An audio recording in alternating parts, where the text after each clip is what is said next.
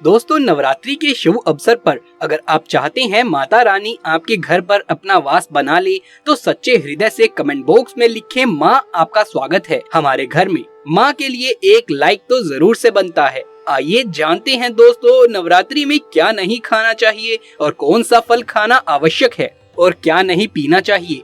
आज हम विस्तार से आपको बताएंगे। दोस्तों, शास्त्रों के अनुसार बताए गए व्रत चाहे किसी भी प्रकार के क्यों ना हो, उनसे जुड़े नियम का पालन करना अति आवश्यक माना गया है, क्योंकि जो मन के मुताबिक किया जाए वो संघर्ष नहीं कहलाता। कहा जाता है कि मनोकामना को पूर्ण करने के लिए थोड़ा सा संघर्ष यानी कि तपस्या तो करनी ही पड़ती है। इसीलिए ऐसी मान्यता है कि व्रत को पूर्ण विधि विधान से किया जाना चाहिए, तभी आपको व्रत का पूर्ण लाभ फल मिलता है, आपकी सभी मनोकामना पूर्ण हो जाती है। इसीलिए कहा जाता है कि सच्चे दिल से अगर आपके मन में ईश्वर के प्रति सच्ची श्रद्धा हो तो बिना पूजा पाठ के ही सारा फल मिल जाता है, और अगर मन में ईश्वर के प्रति शंका हो तो उस मनुष्य को कई जन्मों तक सुख नहीं मिलता। भगवत गीता में भगवान श्री कृष्ण ने स्वयं कहा था, जो मनुष्य सच्चे हृदय से ईश्वर को पुकारता है तो उसका नाता उस शक्ति से जुड़ जाता है जिसे आपने सच्चे हृदय से पुकारा था।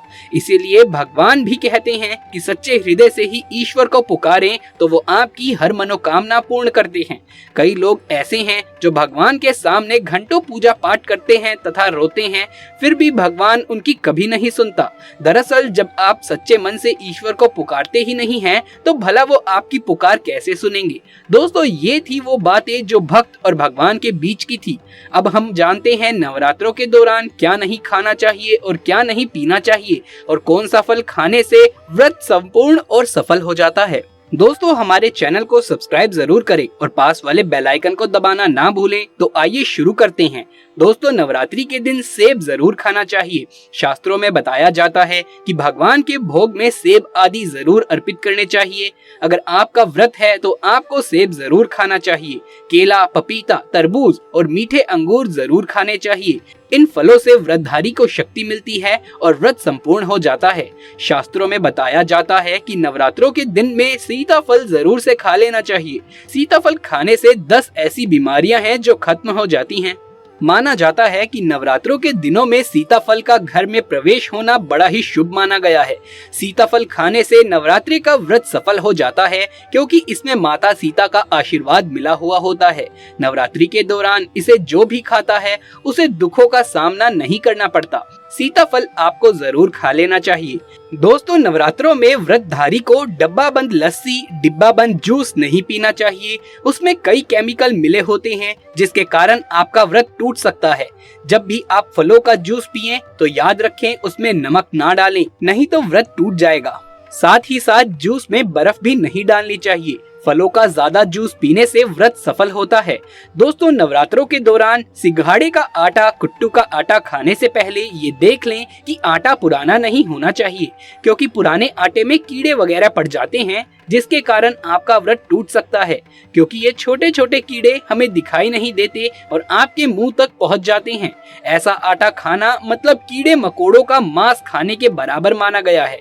दोस्तों, नवरात्रि के दौरान आप शाम के समय खाने में दही ले सकते हैं, आलू वगैरह खा सकते हैं, साबुत दाने की टिकिया बनाकर खा सकते हैं, साबुत दाने के और आलू के पापड़ भी खा सकते हैं। कई सब्जियां तो ऐसी हैं जो नवरात्रि के दौरान भोजन में शामिल कर सकते हैं। इससे आपको एनर्जी मिलेगी और व्रत भी सफल हो जाएगा। नवरात्रि के दौरान आप दूध पी सकते हैं जो आपको ताकत देगा। चाय वगैरह भी पी सकते हैं, लेकिन याद रहे उसमें नमक ना डालें। एक बात का ध्यान रखें कि व्रतधारी को पेट भर के खाना यानी गले तक भर के खाना नहीं खाना चाहिए, नहीं तो व्रत रखने का कोई भी फायदा नहीं होगा। थोड़ा थोड़ा खा सकते हैं।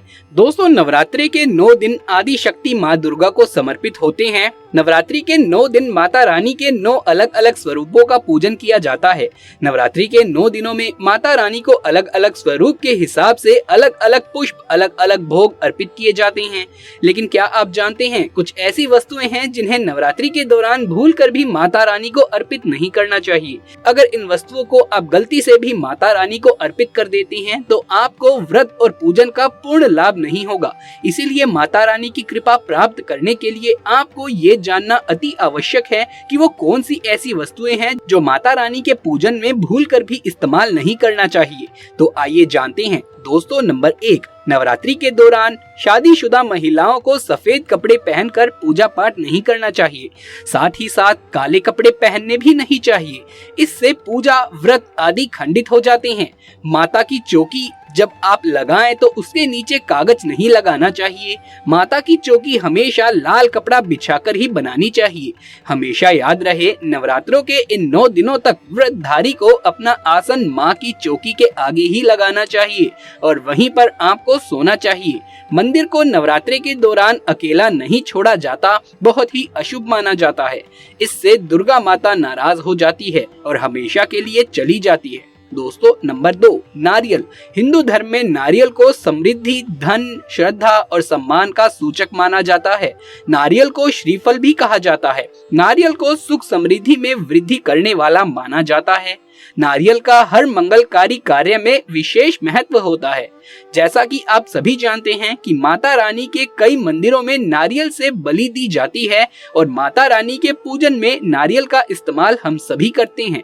खासकर कलश की स्थापना नारियल रखकर ही की जाती है। माता रानी के पूजन में हम नारियल इस्तेमाल करते समय कुछ गलतियां कर बैठते हैं। दोस्तों, नारियल कई प्रकार के होते हैं, एक हरा तो दूसरा सूखा। जिस नारियल के अंदर पानी होता है, माता रानी के पूजन में सदैव पानी वाला और जटा वाला नारियल ही इस्तेमाल करें। नारियल पूर्ण होना चाहिए, नारियल चटका हुआ या टूटा हुआ नहीं होना चाहिए, क्योंकि साबुत नारियल ही पूर्ण और पवित्रता का प्रतीक होता है। साबुत नारियल ही सुख समृद्धि का प्रतीक होता है। साबुत नारियल को ही श्रीफल यानी कि माँ लक्ष्मी का फल कहा जाता है। नवरात्रि में माता रानी के कलश की स्थापना करते समय जटा वाला नारियल यानी पानी वाला नारियल ही कलश पर स्थापित करना चाहिए। साथ ही ये ध्यान रखना चाहिए कि नारियल को सदैव कलश के ऊपर लेटाकर रखना चाहिए। घट स्थापना करते समय कभी भी नारियल को खड़ा करके नहीं रखा जाता। नारियल को सदैव लेटाकर कलश के ऊपर रखा जाता है। साथ ही नारियल को स्थापित करने से पहले आप नारियल को लाल कपड़े में लपेटकर उस पर फिर लाल चुनरी ओढ़ाकर आप नारियल को कलश के ऊपर ही स्थापित करें। शास्त्रों के अनुसार कलश के ऊपर जब सही तरीके से नारियल रखा जाता है और सही प्रकार का नारियल रखा जाता है, तभी ही व्रत और पूजन का पूर्ण फल आपको प्राप्त होता है। ये भी ध्यान रहे कि महिलाएं माता रानी को नारियल अर्पित तो कर सकती हैं, लेकिन कभी भी माता रानी के सामने नारियल को भूलकर भी कोई भी महिला ना तोड़े, क्योंकि नारियल बीज रूप होता है और स्त्रियां बीज रूप से शिशु को जन्म देती हैं। इसलिए कभी भी महिलाओं को नारियल नहीं तोड़ना चाहिए। दोस्तों, नंबर 3, लौंग। लौंग हम सभी माता रानी के पूजन में इस्तेमाल करते हैं, लेकिन लौंग का इस्तेमाल करते समय एक बहुत बड़ी गलती कर बैठते हैं। हमेशा ध्यान रखना चाहिए कि माता रानी को सदैव फूल वाली लौंग ही अर्पित करनी चाहिए। जिस लौंग के ऊपर फूल नहीं होता या फिर जिस लौंग के पीछे लकड़ी की डंडी नहीं होती, उसको आप माता रानी के पूजन में भूलकर भी इस्तेमाल ना करें।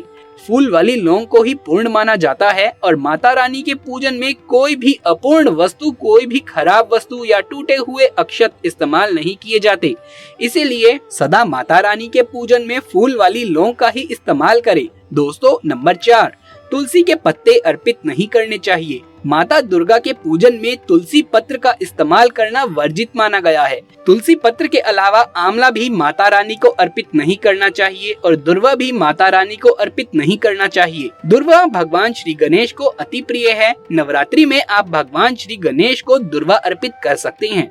भगवान विष्णु जी को तुलसी के पत्ते अर्पित कर सकते हैं, लेकिन माता रानी को भूलकर भी तुलसी के पत्ते या दुर्वा अर्पित ना करें। माता रानी को सफेद फूल भी अर्पित ना करें। माता रानी को सदैव लाल रंग के फूल अर्पित करने चाहिए। लाल रंग के फूल माता रानी को अति प्रिय हैं। खासकर माता को गुड़हल और कमल के फूल अति प्रिय हैं। शास्त्रों में बताया जाता है कि घर में माता रानी की 2 या 3 मूर्तियां या फोटो नहीं होनी चाहिए। इस बात का भी आप विशेष ध्यान रखें कि माता रानी के पूजन में कोई भी खंडित चीज इस्तेमाल ना करें। खंडित चीज जैसे कि चटका हुआ या फिर टूटा हुआ दीपक या फिर चटका हुआ कोई भी बर्तन। साथ ही ये भी ध्यान रहे कि लोहे के और प्लास्टिक के बर्तन आप माता रानी के पूजन में इस्तेमाल ना करें, क्योंकि प्लास्टिक के चाइनीज बर्तन हड्डियों के पाउडर से मिलकर बनते हैं ऐसा ना करें। ऐसे बर्तनों को माता रानी के पूजन से सदैव दूर रखें। माता रानी को जो कुछ भी अर्पित कर रहे हैं उसे सूंघे नहीं। सूखे हुए फूल या फिर गिरे हुए फूल या फिर मुरझाए हुए फूल माता को अर्पित ना करें। दोस्तों, कमेंट बॉक्स में सच्ची श्रद्धा से जरूर लिखें जय माता दी। माता रानी सदैव आपके ऊपर अपनी कृपा बनाए रखे। दोस्तों, यदि ये वीडियो पसंद आया हो तो इसे एक लाइक करके अपने दोस्तों और रिश्तेदारों में ज्यादा से ज्यादा शेयर कर दें। आगे भी ऐसे ही वीडियोस देखते रहने के लिए चैनल को सब्सक्राइब कर लें। जल्द मुलाकात होगी अगली वीडियो में, तब तक के लिए आप सभी का धन्यवाद।